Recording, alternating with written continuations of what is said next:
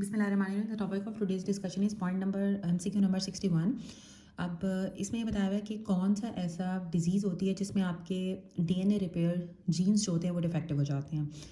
Jeans जो कि DNA repair करा रहे होते हैं वो डिफेक्टिव हो जाते हैं जीरोडर्मा पिगमेंटोजा के अंदर। जीरोडर्मा पिगमेंटोजा के अंदर DNA रिपेयर जीन्स डिफेक्टिव हो जाते हैं। जो मोस्ट कॉमन टाइप है हाइपरलिपिडीमिया की, वो टाइप 2 हाइपरलिपिडीमिया मोस्ट कॉमन होता है। जो type 2 hyperlipidaemia, type 2B hyperlipidaemia होता है वो सबसे ज़्यादा कॉमन होता है। मल्टीपल माइलोमा की बोन मैरो की फाइंडिंग्स के ऊपर हमें प्लाज्मा सेल्स न्यूमरस नज़र आते हैं। मल्टीपल माइलोमा की जब हम बोन मैरो की फाइंडिंग्स लेते हैं तो बोन मैरो की फाइंडिंग्स के ऊपर हमें प्लाज्मा सेल्स न्यूमरस नज़र आते हैं मल्टीपल माइलोमा में। गॉल ब्लैडर के अंदर मस्कुलरिस म्यूकोसी एब्सेंट होती है। रिस्पायरेटरी अल्कलोसिस के अंदर partial pressure of carbon dioxide low होगा लेकिन पीएच ज़्यादा हो जाती है। अल्कोलोसिस है तो पीएच ज़्यादा हो जाएगी, और रिस्पायरेटरी है तो इसलिए आपका partial pressure of carbon dioxide low हो जाएगा। अब एक 5 साल का बच्चा है, उसका बोन मैरो एस्पिरेट आपने कराया तो आपको 20% ब्लास्ट सेल्स नज़र आ रही हैं जो कि एसिड फॉस्फेटेज पॉजिटिव भी हैं लेकिन सुरान ब्लैक नेगेटिव हैं। जो एक्यूट लिम्फोब्लास्टिक ल्यूकीमिया होता है वो सुरान ब्लैक नेगेटिव होता है, और जो एक्यूट माइलोसिटिक ल्यूकीमिया होता है वो आपका एक्यूट माइलॉइड ल्यूकीमिया होता है वो आपका सुरान ब्लैक पॉजिटिव होता है। तो सुरान ब्लैक नेगेटिव है तो ये ALL होगा। मोस्ट स्पेसिफिक जो एक्यूट हेपेटाइटिस के लिए होता है वो ALT alanine transaminase most specific होती है एक्यूट हेपेटाइटिस के लिए। H पायलोरी की अगर इन्फेक्शन हो गई है, सस्पेक्ट कर रही हूँ एंडोस्कोपी के ऊपर किसी भी पेशेंट की जिसको गैस्ट्राइटिस हुआ था, तो उसकी स्पेसिफिक डायग्नोसिस के लिए हम हिस्टोपैथोलॉजी कराते हैं। वैसे तो एंडोस्कोपी के ऊपर हम बायोप्सी लेते हैं टिश्यू की। स्टमक जब एंडोस्कोपी हम कर रहे होते हैं तो वहाँ से हम बायोप्सी का सैंपल ले लेते हैं और उससे हमें पता चल जाता है, जो कि मोस्ट एक्यूरेट है स्पेसिफिक डायग्नोसिस के लिए। लेकिन जो हिस्टोपैथोलॉजी है उससे हम कंफर्म कर सकते हैं, स्पेसिफिक डायग्नोसिस कर सकते हैं H पायलोरी की, अगर आपने किसी पेशेंट की एंडोस्कोपी कराई है जिसको गैस्ट्राइटिस हुआ था। फंगल इन्फेक्शन वो जो कि आपके साइनस के इन्फेक्शन के थ्रू आपके एक्सटेंसिव एंडोथीलियल डैमेज कराती है, दैट इज़ म्यूकोर। म्यूकोर एक ऐसी फंगस है जो कि आपके साइनसिस को इन्फेक्ट करती है, साइनस की इन्फेक्शन करा के एक्सटेंसिव एंडोथीलियल डैमेज कराती है। विब्रियो कॉलरा अल्कलाइन मीडियम के अंदर ग्रो करता है। विब्रियो कॉलरा अल्कलाइन मीडियम में ग्रो करता है। नाउ जो हाईएस्ट प्रोटीन कंटेंट होता है वो HDL के अंदर होता है। हाईएस्ट प्रोटीन कंटेंट HDL में होता है। मोस्ट कॉमन कॉज जो होती है पायोजेनिक पेरिटोनाइटिस की वो बैक्टीरियाइडीज होती है। वैसे जो पेरिटोनाइटिस होता है वो इकोलाई की वजह से होता है, लेकिन जो पायोजेनिक पेरिटोनाइटिस होता है वो बैक्टीरियाइडीज की वजह से होता है। तो BP इसका निमोनिक है। प्यूपरल सेप्सिस के अंदर ग्रुप B स्ट्रेप्टोकोकाई सबसे ज़्यादा इन्वॉल्व होता है, फिर आपका इकोलाई एंड देन बैक्टीरियाइडीज। अब एक फैक्ट्री वर्कर है, उसको मोटरल पेरिफेरल न्यूरोपैथी डिवेलप होगी कि उसकी मूवमेंट नहीं हो रही है। मोटर अगर पेरिफेरल न्यूरोपैथी डिवेलप हो जाए फैक्ट्री वर्कर को तो वो लेड की वजह से होती है। बैक्टीरिया सेल्स के साथ एडहेयर करते हैं पिलाई के थ्रू। अब एक पेशेंट है, उसके लिम्स शॉर्ट है लेकिन उसकी ट्रंक का नॉर्मल साइज़ है और लंबर लोडोसिस हुई हुई है। तो जो इस डिजीज़ का जो मोड ऑफ इनहेरिटेंस होता है वो ऑटोसोमल डोमिनेंट होता है, क्योंकि ये एक कॉन्ड्रोप्लेजिया है। एक कॉन्ड्रोप्लेजिया के अंदर ट्रंक उसकी नॉर्मल साइज़ की होगी, लिम्स छोटे होंगे और साथ उसकी लंबर लोडोसिस हुई हुई होगी। ये ऑटोसोमल डोमिनेंट डिजीज़ होती है। ऐसी वेसल्स जिनकी जो सर्कुलर लेयर होती है वो थिक होती है, that is medium size artery. जो मीडियम साइज आर्टरीज होती हैं उनकी जो सर्कुलर मसल लेयर होती है वो थिक होती है।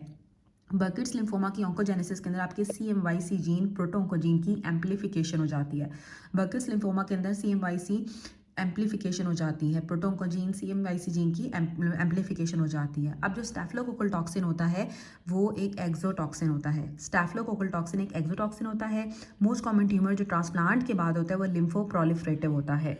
ओके, सो जो मोस्ट कॉमन ट्यूमर होता है जो ट्रांसप्लांट के बाद डेवलप हो जाता है दैट इज़ लिम्फोप्रोलिफरेटिव। लिम्फोप्रोलिफरेटिव ऐसे ट्यूमर्स होते हैं जो कि ट्रांसप्लांट के बाद डेवलप हो जाते हैं, और जो स्टैफिलोकोकल टॉक्सिन होता है वो एक्सोटॉक्सिन होता है। Staphylococcal toxin is a exotoxin, और ट्रांसप्लांट के बाद जो मोस्ट कॉमन ट्यूमर्स होते हैं वो लिम्फोप्रोलिफरेटिव ट्यूमर्स होते हैं। एसिड फॉस्फेटेज या एमाइलेज ट्यूमर मार्कर नहीं है। Acid phosphatase amylase tumour marker नहीं है। गैस्ट्रैक्टमी के बाद अगर एनीमिया डेवलप हो गया है तो कौन सा विटामिन डेफिशिएंट होगा? विटामिन B12 की डेफिशिएंसी हो जाती है गैस्ट्रैक्टमी के बाद। गैस्ट्रैक्टमी के बाद जो मोस्ट कॉमन एनीमिया होता है वो आयरन डेफिशिएंसी एनीमिया होता है। 6 महीने के अंदर अंदर जो एनीमिया होगा गैस्ट्रैक्टमी के बाद वो आपका आयरन डेफिशिएंसी एनीमिया होता है। लेकिन गैस्ट्रैक्टमी के अगर 6 महीने के बाद आपको एनीमिया हो रहा है तो वो मेगैलोब्लास्टिक एनीमिया होगा। गैस्ट्रैक्टमी जो होती है वो पर्नीशियस एनीमिया की तरह के ही सिम्टम्स प्रोड्यूस करती है, लेकिन एक्चुअल पर्नीशियस एनीमिया नहीं होता है, क्योंकि जो पर्नीशियस एनीमिया होता है वो ऑटोइम्यून डिसऑर्डर है। लाइन फिल्टर सिंड्रोम का कैरियोटाइप 47XXY होता है। एक पेशेंट है, उसको स्किन रैश डेवलप हो गया और अर्टिकेरिया टाइप की हाइपर सेंसिटिविटी होगी। तो जो अर्टिकेरिया होता है वो टाइप 1 हाइपर सेंसिटिविटी होती है। अब एक पेशेंट है, ओपीडी के अंदर आया है, उसकी पीनस की डिस्टल शाफ्ट के ऊपर अल्सर डेवलप हुआ हुआ है। मोस्ट डेफिनेटिव लैब टेस्ट जो हम प्राइमरी सिफिलिस के सिनेरियो के अंदर कराते हैं, कौन सी इन्वेस्टिगेशन होगी जो हम नेक्स्ट कराएंगे, तो हम डार्क फील्ड माइक्रोस्कोपी कराते हैं। बायोप्सी लेंगे, डार्क फील्ड इल्यूमिनेशन कराते हैं जो कि डायग्नोस्टिक टेस्ट ऑफ चॉइस होता है प्राइमरी सिफिलिस के लिए। डार्क फील्ड माइक्रोस्कोपी होती है, वो डायग्नोस्टिक टेस्ट है प्राइमरी सिफिलिस के लिए। बायोप्सी लेते हैं, डार्क फील्ड इल्यूमिनेशन करते हैं जो कि डायग्नोस्टिक टेस्ट है या डायग्नोस्टिक टेस्ट ऑफ चॉइस है प्राइमरी सिफिलिस के लिए। तो आपने डार्क फील्ड माइक्रोस्कोपी करानी है प्राइमरी सिफिलिस वाले पेशेंट्स की। एंटी ट्यूमर सेल्स एक्सप्रेस करते हैं CD8 positive cytotoxic T cells. Anti tumour cells express करते हैं CD8 positive cytotoxic T cells. सबसे ज़्यादा वो ट्यूमर जो कि रेडियोथेरेपी से सेंसिटिव है, दैट इज़ लिम्फोमा। लिम्फोमा का रेडियोथेरेपी से बहुत अच्छा रिस्पॉन्स आता है। अब रेडियोथेरेपी के बारे में बताया हुआ है कि सबसे ज़्यादा जो आपके लिम्फ नोड ट्यूमर्स होते हैं वो सेंसिटिव होते हैं। सेकंड पे सेमिनोमा, थर्ड पे ग्लायोमा एंड फोर्थ पे क्रेनियोफ्रिंजियोमा। 4 तरह के ट्यूमर्स हैं जो कि रेडियो सेंसिटिव होते हैं। सबसे ज़्यादा जो होता है वो लिम्फ नोड का ट्यूमर जिसको हम लिम्फोमास भी कहते हैं। सेकंड पे आपका सेमिनोमा, थर्ड पे ग्लायोमास एंड फोर्थ पे क्रेनियोफ्रिंजियोमा। अगर एक ओल्ड एज वाला पेशेंट है और उसको पेनलेस टेस्टिकुलर ट्यूमर है और साथ अगर उसका LDH रेज्ड होगा तो वो क्या होगा, वो लिम्फोमा होगा। ठीक है, अगर एक ओल्ड एज वाला पेशेंट है, उसको पेनलेस टेस्टिकुलर ट्यूमर है, एज भी ज़्यादा है, टेस्टीज में आपको एक मैस मिल रहा है जो कि पेनलेस है, साथ उसका लैक्टेट डिहाइड्रोजनेज ज़्यादा है, तो वो लिम्फोमा हो सकता है। ओल्ड एज के अंदर आपको पेनलेस टेस्टिकुलर ट्यूमर है, साथ आपको मेच्योर स्टेम सेल्स नजर आ रही हैं, तो वो टेराटोमा होगा। ठीक है, अगर तो LDH रेज्ड है तो वो लिम्फोमा होगा, लेकिन अगर आपको मेच्योर स्टेम सेल्स नजर आए तो वो टेराटोमा होता है।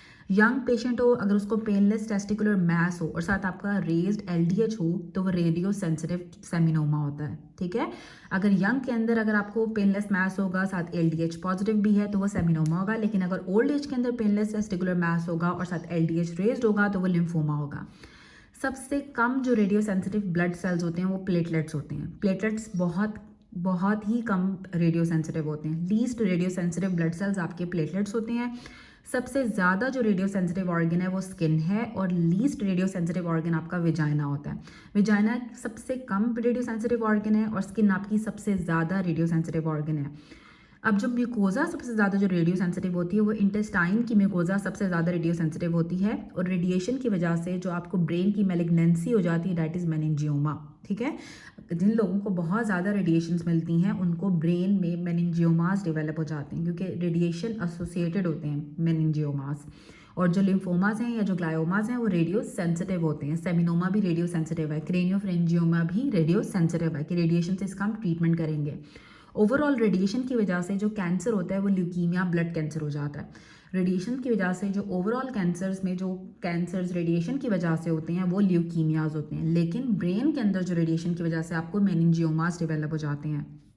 अब प्लाक का जो रेजर्वायर होता है वो रैट होता है, लेकिन इसका वेक्टर जो होता है वो फ्लीज होती हैं। प्लाक का रेजर्वायर रैट है लेकिन इसके वेक्टर जो हैं वो फ्लीज हैं। स्टैफ ऑरियस की वजह से जो फूड पॉइजनिंग होती है उसमें एंटेरोटॉक्सिन इन्वॉल्व होता है। स्टैफ ऑरियस की वजह से जो फूड पॉइजनिंग होगी उसमें एंटेरोटॉक्सिन इन्वॉल्व होता है। अब एक यंग पेशेंट है, उसको बुखार हुआ है, वो अनकॉन्शियस हो गया है। जब आपने उसकी CSF की एग्जामिनेशन की तो आपको WBCs रेज नजर आए। लिम्फोसाइट्स बहुत ज़्यादा हैं, 75% लिम्फोसाइट्स हैं। न्यूट्रोफिल्स 25% है जो कि इतने ज़्यादा नहीं है। टर्बिड अपीयरेंस है CSF की और प्रोटीन्स भी 2.1 ग्राम्स है। ग्लूकोज उसका 50 mg है। तो डायग्नोसिस ट्यूबरकुलस मेनिंजाइटिस होगी क्योंकि जो ट्यूबरकुलस मेनिंजाइटिस होती है इसमें आपके CSF के अंदर लिम्फोसाइट्स बहुत ज़्यादा हो जाते हैं और आपका जो CSF होता है वो टर्बिड हो जाता है। तो ट्यूबरकुलस मेनिंजाइटिस इसकी का सिनेरियो है। सिस्टोस्कोप्स को और एंडोस्कोप की स्टेरिलाइजेशन हम टिंडिलाइजेशन से करते हैं। टिंडिलाइजेशन एक ऐसा प्रोसेस होता है जिसमें हम बॉयल करते हैं प्रोडक्ट्स को 100 डिग्री सेंटीग्रेड के ऊपर 20 से 45 मिनट के लिए 3 दिन तक, और फिर ओवरनाइट इनका रेस्टिंग पीरियड होता है। ठीक है, टिंडिलाइजेशन के अंदर आपने मुसलसल 3 दिन तक 20 मिनट से लेके 45 मिनट्स तक आपने एंडोस्कोप्स को और सिस्टोस्कोप्स को बॉयल करते हैं 100 डिग्री सेंटीग्रेड के ऊपर। टिंडिलाइजेशन से हम सिस्टोस्कोप्स को और एंडोस्कोप्स को स्टेरलाइज करते हैं। अब एक 78 ईयर ओल्ड लेडी थी, उसको लार्ज पर्पल कलर के पैच नज़र आ रहे हैं उसकी बॉडी के ऊपर, लेकिन सब लैब्स उसकी नॉर्मल है, सिर्फ उसका ब्लीडिंग टाइम ज़्यादा हो गया जो कि 7 मिनट से ज़्यादा हो गया है। ठीक है, ब्लीडिंग टाइम ज़्यादा है, बाकी सब कुछ नॉर्मल है। ओल्ड एज वुमेन है तो उसको ये सिनाइल परपरा होगा। लीस्ट कंपनसेटेड जो एसिड बेस डिसऑर्डर है वो नॉर्मल एनायनिक गैप वाला होता है। नॉर्मल एनायनिक गैप वाला least compensated acid base disorder होता है। अब एक प्राइमरी ग्रेविडा है, वो सर में दर्द की कंप्लेन कर रही है, ब्लू कलर के स्पॉट्स नजर आ रहे हैं, उसके साथ आपको शिस्टियोसाइट्स नजर आ रही हैं पेरिफेरल फिल्म के ऊपर, तो उसको हेल्प सिंड्रोम डेवलप हो गया। अगर एक प्राइमरी ग्रेविडा को सर में दर्द बहुत ज़्यादा हो, साथ उसको ब्लू कलर के स्पॉट्स नजर आए स्किन के ऊपर और शिस्टियोसाइट्स अगर पेरिफेरल फिल्म के ऊपर नजर आ रही हैं, तो इसका मतलब उसको हेल्प सिंड्रोम डेवलप हो गया है। ओके, सो एमसीक्यू नंबर 94 है कि मोस्ट इंपॉर्टेंट क्राइटेरिया क्या होता है मैलिग्नेंसी का हिस्टोपैथोलॉजी पे। तो सबसे ज़्यादा जो इंपॉर्टेंट क्राइटेरिया होता है वो मेटास्टेसिस होती है, सेकंड पे इन्वेजन होती है और थर्ड पे आपका न्यूक्लियर टू साइटोप्लाज्म रेशियो होती है, वो जो कि इंक्रीज़ हो जाती है मैलिग्नेंसी में। तो जो सबसे इंपॉर्टेंट क्राइटेरिया है मैलिग्नेंसी का, क्योंकि इसमें मेटास्टेसिस का ऑप्शन नहीं दिया हुआ, तो हम इन्वेजन को क्लिक करेंगे। एब्स्टेन बार वायरस के अगेंस्ट वैक्सीन अवेलेबल नहीं है, ठीक है। ईबीवी एब्स्टेन बार वायरस के अगेंस्ट वैक्सीन अवेलेबल नहीं है। कौन सा इटोलॉजिकल एजेंट है जो कि ट्यूमर कराता है एड्स वाले पेशेंट्स के अंदर। एड्स वाले पेशेंट के अंदर जो मोस्ट कॉमन ट्यूमर होता है ना, वो कपोसी सार्कोमा होता है, और जो ह्यूमन हर्पीज वायरस 8 है वो ट्यूमर कराता है एड्स वाले पेशेंट के अंदर। वैसे तो एब्स्टेन बार वायरस भी बर्किट्स लिम्फोमा कराता है, लेकिन ये जो ह्यूमन हर्पीज वायरस 8 है वो ज़्यादा एड्स वाले पेशेंट्स के अंदर ज़्यादा कॉमन है कपोसी सार्कोमा कराने के लिए। जो राइनोसाइनोसाइटिस की जो फंगल इन्फेक्शंस होती है, राइनोसाइनोसाइटिस जो कराता है फंगस, वो आपके एंडोथीलियम को इन्वेट कर देता है, दैट इज़ म्यूकोर। म्यूकोर एक ऐसा फंगस है जो कि राइनोसाइनोसाइटिस कराता है, आपकी साइनस के इन्फेक्शन कराता है और साथ आपके एंडोथीलियम को इन्वेट कर देता है। अब एक बच्चा है, उसने क्लोरामफेनिकोल ली और उसको एनीमिया डेवलप हो गया, बार बार उसको इन्फेक्शन हो रही है, एपिस्टैक्सिस हो रही है, तो this is a plastic anaemia, ठीक है। एनीमिया हो रहा है मतलब उसके WBC RBCs कम है, रिकरेंट इन्फेक्शन हो रही है मतलब है कि WBC काउंट भी कम है, और एपिस्टैक्सिस हो रही है मतलब नोज ब्लीड हो रही है, इसका मतलब है कि प्लेटलेट काउंट भी कम है। तो सब कुछ तीनों सेल लीनिएजेस डिक्रीज हुई में, तो उसको ए प्लास्टिक एनीमिया होगा। अब एक 28 ईयर ओल्ड सोल्जर है, वो रिटायर हुआ, सियाचिन से आया और 6 महीने के बाद और CMH में आके एडमिट हो गया, क्योंकि उसको सर में दर्द बहुत ज़्यादा हो रहा था और साथ उसको पेरिफेरल साइनोसिस होगी उसकी फिंगर्स की। तो कॉज क्या होगी? Secondary polycythaemia. सेकेंडरी पॉलीसाइथीमिया के अंदर आपको हेडेक बहुत ज़्यादा होता है और साथ आपकी पेरिफेरल साइनोसिस स्टार्ट हो जाती है, और अगर कोई पेशेंट हाई एल्टीट्यूड से वापस आएगा, हाई एल्टीट्यूड पे सेकेंडरी पॉलीसाइथीमिया डेवलप हो जाता है। स्पोर्स ड्राई हीट से किल्ड हो जाते हैं जब उनको 160 डिग्री सेंटीग्रेड के ऊपर हम हीट करते हैं 1 आवर के लिए, ठीक है। 160 टेम्परेचर के ऊपर जब हम इसको 1 घंटे के लिए हीट करेंगे ड्राई हीट से, ड्राई हीट हम यूज़ करेंगे 1 घंटे के लिए यूज़ करते हैं, 160 डिग्री इसका टेम्परेचर होता है, तो स्पोर किल हो जाते हैं। हाईएस्ट कंटेंट जो कोलेस्ट्रॉल की है वो लो डेंसिटी लाइपोप्रोटीन LDL के अंदर होती है। LDL के अंदर सबसे ज़्यादा कोलेस्ट्रॉल होता है और HDL के अंदर सबसे ज़्यादा लाइपोप्रोटीन्स होती हैं। एक ऐसा हाइपर पिगमेंटेशन नहीं होती है पेलेग्रा के अंदर, ठीक है। हाइपर पिगमेंटेशन पेलेग्रा में नहीं होती है। अगर आपकी अपर डर्मिस की हाइपर पिगमेंटेशन हो जाएगी तो आपकी मेलानोसाइट्स की एक्टिविटी ज़्यादा हो जाने की वजह से आपकी अपर डर्मिस की पिगमेंटेशन हो जाती है। मेलानोसाइट्स की एक्टिविटी ज़्यादा हो जाने की वजह से अपर डर्मिस की पिगमेंटेशन हो जाती है। ग्लूकोज 6 फॉस्फेट की डेफिशिएंसी से आपको हाइपोग्लाइसीमिया डेवलप हो जाता है। ग्लूकोज 6 फॉस्फेट की डेफिशिएंसी होगी तो आपके ब्लड के अंदर ग्लूकोज लेवल कम हो जाएंगे। ग्लूकोज 6 फॉस्फेटेज की डेफिशिएंसी से ब्लड के ग्लूकोज लेवल कम हो जाते हैं।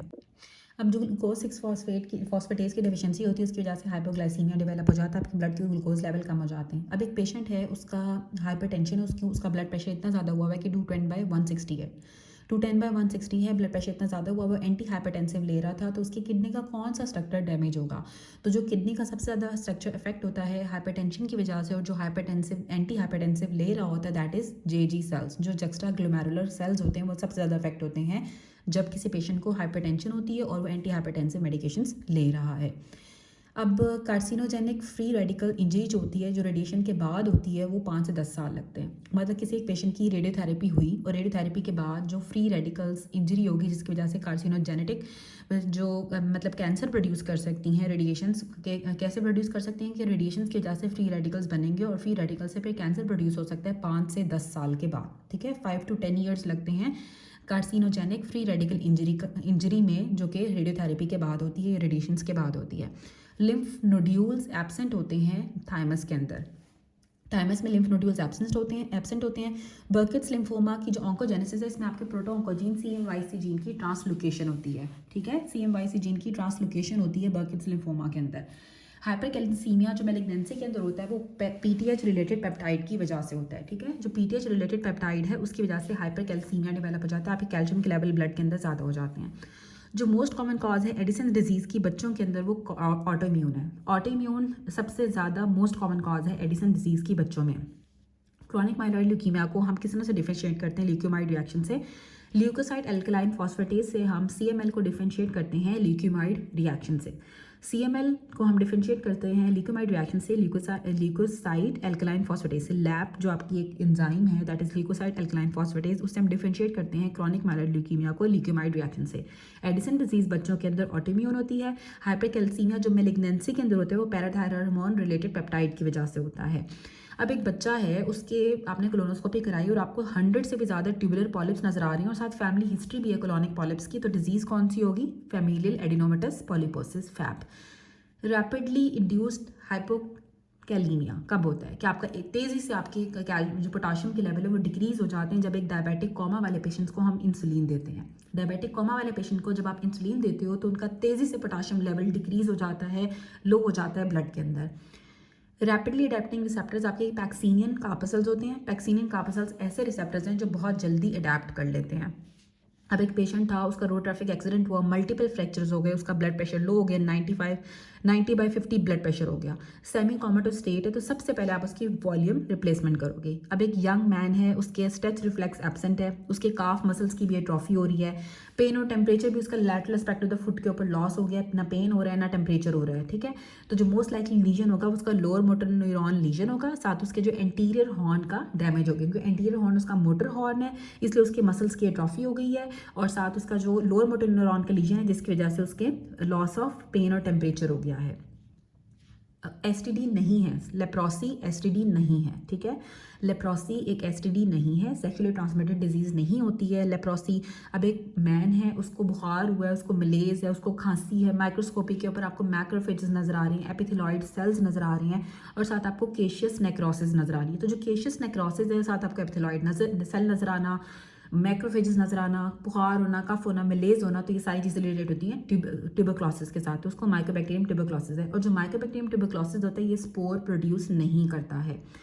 Staph aureus faecal oral route से ट्रांसमिट नहीं होता है। Staph aureus faecal oral route से ट्रांसमिट नहीं होता है। अब एक पेशेंट है, उसको बहुत ज़्यादा उसकी स्प्लीन एनलार्ज है, मैसिव स्प्लीनोमेगैली हो गई है, लेकिन लिम्फ नोड्स एनलार्ज नहीं है और ट्रैप पॉजिटिव है, वो हेरी सेल ल्यूकीमिया होता है। ल्यूकीमिया की एक टाइप जिसमें जो ट्रैप पॉजिटिव है, लिम्फ एडिनोपैथी नहीं होती है लेकिन मैसिव स्प्लीनोमेगैली हो जाती है, दैट इज हेरी सेल ल्यूकीमिया। हेरी सेल ल्यूकीमिया के अंदर मैसिव स्प्लीनोमेगैली होती है, कोई लिम्फ एडिनोपैथी नहीं होती है और ये ट्रैप पॉजिटिव होता है। फाइब्रोकार्टिलेज आपकी इंटरवर्टेब्रल डिस्क में होता है। जो फाइब्रोब्लास्ट होते हैं ना वो सिक्रीट करते हैं एमॉर्फस ग्राउंड सब्सटेंस को, और जो फाइब्रोकार्टिलेज होता है ना इसमें कोलेजन बहुत ज़्यादा होता है, और फाइब्रोकार्टिलेज आपकी इंटरवर्टेब्रल डिस्क के अंदर होता है। जो आपके वर्टिब्रा के दरमियान में डिस्क है उसके अंदर आपका फाइब्रोकार्टिलेज होता है। फाइब्रोब्लास्ट आपके एमॉर्फस ग्राउंड सब्सटेंस को सिक्रीट करते हैं। फाइब्रोकार्टिलेज के अंदर कोलेजन बहुत ज़्यादा होता है। फाइब्रोकार्टिलेज आपकी इंटरवर्टेब्रल डिस्क में प्रेजेंट है। नेक्स्ट दिया हुआ है कि जो एपिड्यूरल स्पेस होती है वो सबसे ज़्यादा वाइडेस्ट होती है फोरामेन मैग्नम से नीचे। एपिड्यूरल स्पेस फोरामेन मैग्नम से नीचे सबसे ज़्यादा वाइड होती है। अब एक पेशेंट है, उसको चेस्ट पेन हो रहा है पिछले 4 घंटों से, जो उसकी लेफ्ट आर्म में रेडिएट भी कर रहा है, ईसीजी के ऊपर आपको एसटी सेगमेंट एलिवेशन नज़र आ रही है, तो कौन सा एंजाइम उसका ज़्यादा होगा? उसका ड्रॉप आई ज़्यादा हुआ होगा। डिस्प्लेजिया के अंदर आपकी पोलैरिटी भी लॉस हो जाती है और सेल्स का आर्किटेक्चर भी लॉस हो जाता है। अब एक राउंड वर्म का या एस्क्रीज लम्ब्रिकॉइडीज, एस्क्रीज का ह्यूमन जो है वो डेफिनेटिव होस्ट होता है, ठीक है। ह्यूमन डेफिनेटिव होस्ट है पिनवर्म्स का, विपवर्म्स का और सर्टन टेपवर्म्स का और टीनिया सोलियम का, ठीक है। टीनिया सोलियम का, टेपवर्म्स का, पिनवर्म्स का, विपवर्म्स का और एस्क्रीज का, राउंड वर्म्स का ह्यूमन डेफिनेटिव होस्ट है। ह्यूमन इंटरमीडिएट होस्ट होता है हाइड्रेटेड डिजीज में। जो अनडिफरेंशिएटेड जर्म सेल्स होते हैं जो सेमिनिफेरस ट्यूब्यूल्स को लाइन कर रहे होते हैं वो प्राइमरी स्पर्मेटोगोनियम होते हैं या स्पर्मेटोगोनिया ए होते हैं, ठीक है। अनडिफरेंशिएटेड जर्म सेल्स जो कि आपकी सेमिनिफेरस ट्यूब्यूल्स को लाइन कर रहे हैं वो प्राइमरी स्पर्मेटोगोनियम है।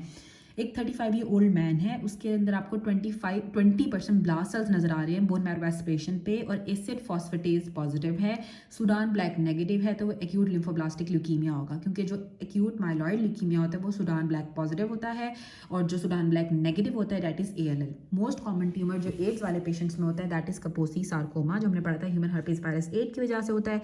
एंटीबॉडीज़ अगर आपको नजर आ रही हैं सीरम के अंदर, ठीक है, और TSH उसका कम है, T4 ज़्यादा हुआ है, T3 नॉर्मल है, तो उसको ग्रेव्स डिजीज़ होगी। ग्रेव्स डिजीज़ में आपको एंटीबॉडीज़ मिलती हैं TSH रिसेप्टर्स के अगेंस्ट, ठीक है। उसके बाद एक जो इंट्रा न्यूक्लियर बॉडीज़ हैं ऐसे पेशेंट के अंदर जिसको नमूनिया हुआ है, तो कॉज क्या होगी, साइटोमेगैलो वायरस, ठीक है। साइटोमेगैलो वायरस की वजह से आपको इंट्रा न्यूक्लियर बॉडीज़ नज़र आती हैं। साइटोमेगैलो वायरस के अंदर हमें इंट्रा न्यूक्लियर बॉडीज़ नज़र आती हैं। अब एक वुमन है, उसके बार बार अबॉर्शंस हो रहे हैं, तो आपने उसका सीरम प्रोजेस्टेरोन लेवल कराना है। नॉन बैक्टीरियल एंडोकार्डाइटिस हमें नियोप्लाज्म के अंदर मिलता है। नॉन बैक्टीरियल एंडोकार्डाइटिस हमें नियोप्लाज्म में मिलता है। अगर आपका flat small to medium vegetations हैं तो वो लिग्मेंट सैक्स एंडोकार्डाइटिस के अंदर होती है। छोटी और चपटी स्मॉल या मीडियम साइज़ की फ्लैट जो वेजिटेशंस होती हैं वो हमें लिग्मेंट सैक्स एंडोकार्डाइटिस के अंदर होती हैं, जो कि SLE के साथ एसोसिएटेड होता है। दूसरी होती हैं फ्राइबल स्मॉल वेजिटेशंस। जो फ्राइबल स्मॉल वेजिटेशंस होती हैं वो हमें थ्रोम्बोटिक एंडोकार्डाइटिस, जो कि आपका नॉन बैक्टीरियल थ्रोम्बोटिक एंडोकार्डाइटिस के अंदर हमें फ्राइबल वेजिटेशंस मिलती हैं। फ्राइबल लार्ज इरेगुलर वेजिटेशंस हमें इन्फेक्टिव एंडोकार्डाइटिस में मिलती हैं, ठीक है। इन्फेक्टिव एंडोकार्डाइटिस के अंदर आपकी फ्राइबल लार्ज वेजिटेशंस होंगी, ठीक है, इरेगुलर वेजिटेशंस होंगी। लेकिन अगर आपकी फ्राइबल स्मॉल वेजिटेशंस है तो वो नॉन बैक्टीरियल थ्रोम्बोटिक एंडोकार्डाइटिस के अंदर होंगी। लेकिन अगर फ्राइबल लार्ज इरेगुलर वेजिटेशंस है तो वो इन्फेक्टिव एंडोकार्डाइटिस के अंदर होती है। अब एक 60 ईयर ओल्ड मैन है, अर्जेंट क्लिनिक में आया है, उसको रैश डेवलप हुआ है राइट आर्म के ऊपर। अब इसमें बेसिकली ये था कि एक 60 साल का बंदा था, उसको रैश डेवलप हुआ है राइट आर्म के ऊपर। अब जो रैश था ना सडनली एक दिन पहले उसको डेवलप हुआ, और वो कह रहा है कि रैश उसको पेन भी बहुत ज़्यादा, वो कह रहा है 10 out of 10 डिग्री का पेन है। और पहले उसको चिकन पॉक्स भी हुआ था बचपन के अंदर, उसको फिजिशियन ने कहा था कि आप शिंगल्स की वैक्सीनेशन करा रहे हो, लेकिन उसने शिंगल्स की वैक्सीनेशन नहीं करवाई। अब वो सही से सो भी नहीं पा रहा है, और उसको अभी उसको इमोशनली भी वो डिस्टर्ब है क्योंकि उसकी भी डाइवोर्स हो रही है। और फिजिकल एग्जामिनेशन के ऊपर ना डर्मेटोमल पैटर्न है उसके वेजिकुलर रैश का, और राइट अपर आर्म के ऊपर इन्वॉल्व करे, ठीक है, राइट अपर आर्म के ऊपर है, और डर्मेटोमल डिस्ट्रीब्यूशन के अंदर उसको वेजिकल्स वाला रैश नजर आ रहा है। तो लाइकली डायग्नोसिस क्या होगी, varicella zoster virus, human herpes virus 3 जो होता है वेरिसेला जोस्टर वायरस की वजह से ये डेवलप हो जाता है। जो स्टेरिलाइजेशन हम करते हैं एंडोस्कोपिक इंस्ट्रूमेंट्स की, उसके लिए हम ग्लिसरॉल्डिहाइड 2% को यूज़ करते हैं। अगर आप हीट कर रहे हो स्टीम के अंदर 100 डिग्री सेंटीग्रेड के ऊपर 20 मिनट के लिए और मुसलसल 3 दिन तक, तो इसको टिंडिलाइजेशन कहते हैं। तो इसको हम टिंडिलाइजेशन कहते हैं, जिसमें आप मुसलसल 3 दिन तक हीट करते हो 100 डिग्री सेंटीग्रेड के ऊपर 20 मिनट्स के लिए। टिंडिलाइजेशन कहते हैं या इंसिसिपेशन भी कहते हैं, लेकिन टिंडिलाइजेशन इज़ मोर अप्रोप्रिएट। अब एक यंग मैन था, उसको प्लास्टिक एनीमिया है, आपने उसको एंटी लिम्फोसाइड ग्लोबुलिन्स दी, कोई इमीडिएट कॉम्प्लिकेशन डेवलप नहीं हुई, लेकिन 1 हफ्ते के बाद उसको बुखार हो गया, उसको रैश डेवलप हो गया, और उसके जॉइंट्स में पेन स्टार्ट हो गया, और उसके सारे लिम्फ नोड्स जो हैं वो एनलार्ज हो गए हैं। तो पैथोफिजियोलॉजी क्या होगी, उसको टाइप 3 हाइपर सेंसिटिविटी रिएक्शन हुआ है, जो कि 1 हफ्ते के बाद हुआ है, फॉरन से नहीं हुआ। अब एक 2 साल का बच्चा है, उसको बहुत ज़्यादा लिथार्जी कंप्लेन कर रहा है, ठीक है, उसकी मूवमेंट्स भी बहुत स्लो हुई है, और तो कैसे इसे हम डायग्नोस करेंगे, हम इसके लिए थायराइड प्रोफाइल करेंगे। 2 साल के बच्चे के अंदर अगर वो बहुत ज़्यादा थका थका महसूस करता है, 2 साल का बच्चा, उसकी मूवमेंट्स बहुत ज़्यादा स्लो हुई है, तो आपने इसकी थायराइड प्रोफाइल करानी होती है। जो अगर आप IV पोटाशियम लेते हैं ना, उससे आपके एल्डोस्टेरोन की रिलीज़ होती है, ठीक है। इंट्रावेनस पोटाशियम से एल्डोस्टेरोन रिलीज़ होता है, क्योंकि जो एल्डोस्टेरोन है ना वो सोडियम को कंजर्व करता है, पोटाशियम को बाहर निकालता है। जब आपके ब्लड के अंदर पोटाशियम ज़्यादा आ जाएगा तो एल्डोस्टेरोन रिलीज़ होगा, और वो पोटाशियम को आपके बॉडी से बाहर निकालेगा और सोडियम को रीअब्जॉर्ब कराएगा। तो जब आपके IV पोटाशियम आप लेते हो तो आपके एल्डोस्टेरोन की रिलीज़ होती है।